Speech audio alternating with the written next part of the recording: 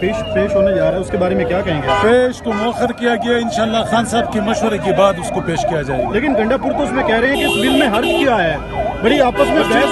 Assembly में discussion होगी ना, असेंबली में डिस्कशन होगी, जो अच्छी बात है उसको लेंगे, जो नहीं है ठीक सूबे के लिए ठीक नहीं, मुल्क के लिए ठीक नहीं, तो इंशाल्लाह उसको हम नहीं पेश करेंगे।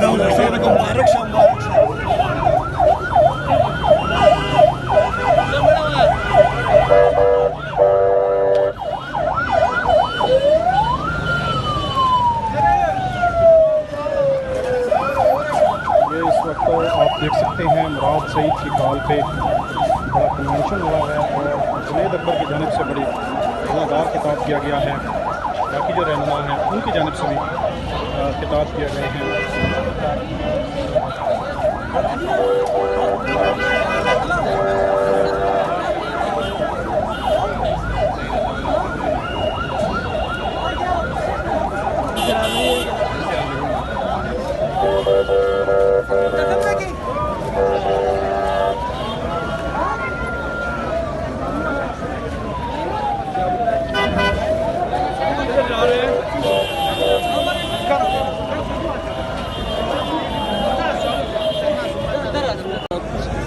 देखो बड़े खल के मरा खे जाओ से और दवा